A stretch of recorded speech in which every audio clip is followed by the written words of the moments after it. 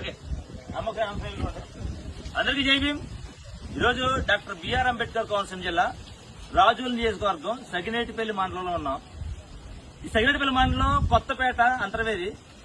ఇక్కడ సుమారుగా 40 సంవత్సరాలుగా ఇండిపెండెన్స్ డే వేడుకలు జరుపుకునే స్థలం ఒకటి ఉంది. 20 సంవత్సరాలుగా అంబేద్కర్ విగ్రహాన్ని ప్రతిష్ఠించుకుని అంబేద్కర్ జయంతి వేడుకలు కూడా అక్కడ జరుపుకుంటూ ఉన్నారు. ఇదంతా కూడా సుమారుగా 300-400 కొంపలు ఇక్కడ ఉన్నాయి, ఎస్సీ కొంపలు. అయితే వీళ్ళంతా కూడా ఈ స్థలంలో ఇండిపెండెన్స్ డే జరుపుకుంటూ ఉన్నారు, అంబేద్కర్ జయంతి వేడుకలు జరుపుకుంటూ ఉన్నారు. ఈ 40 సంవత్సరాల్లోనూ ఎప్పుడు కూడా కాపు సామాజిక వర్గం నుంచి ఒక్కరు కూడా వచ్చి ఈ ఇండిపెండెన్స్ డే వేడుకల్లో పాల్గొన్నటువంటి దాఖలాలు లేవు.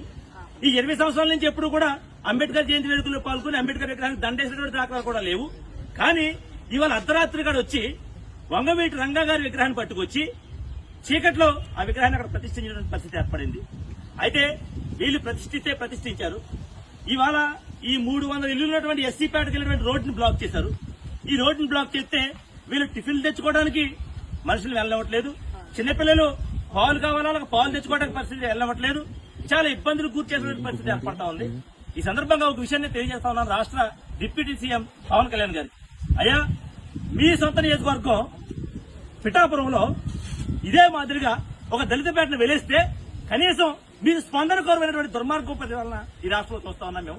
అదే మాదిరిగా రాజోల్ నియోజకవర్గంలో, ఒక రిజర్వ్ నియోజకవర్గంలో, ఒక ఎస్సీ సామాజిక వర్గానికి చెందిన ఎమ్మెల్యే నియోజకవర్గంలో ఎంత దుర్మార్గమైన పరిపాలన కొనసాగిస్తా ఉన్నారు ఒకసారి మీరు చూడాలని చెప్పి సందర్భంగా తెలియజేస్తా ఉన్నారు.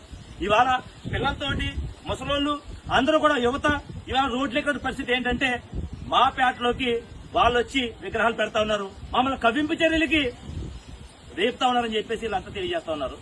ఎక్కడా కూడా ఈ అంతర్వేదిలో గాని రాజోల్ నియోజకవర్గంలో గాని ఎక్కడా కూడా వాళ్ళ పేటల్లోకి వెళ్లి వీళ్ళు విగ్రహాలు పెట్టినటువంటి దాఖలాలు ఎక్కడా లేవు.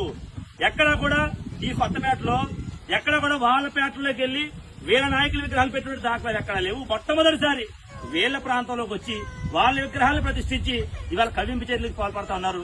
దీని మీద పోలీసు వారు వస్తే పోలీసు వారిని కూడా కాలర్ల పట్టుకుని గెంటేటువంటి పరిస్థితి వచ్చేసి ఇవాళ పోలీసులను కూడా గౌరవించేటువంటి దుర్మార్గక పరిపాలన ఇవాళ రాజోల్ నియోజకవర్గంలో జరుగుతూ ఉంది. ఒక రిజర్వ్ కాన్స్టిట్యున్సీలో ఒక ఎస్సీ పేటని, ఒక దళిత సామాజిక వర్గాన్ని ఇంత దారుణంగా ఇబ్బందులు పెడతా ఉంటే కనీస స్పందన కరువైంది. ఈ సందర్భం ఒకటే తెలియజేసుకుంటా ఉన్నాం. ఖచ్చితంగా ఈ ఎస్సీలు ఎవరైతే ఉన్నారో వీళ్ళందరూ కూడా న్యాయం చేయాలా.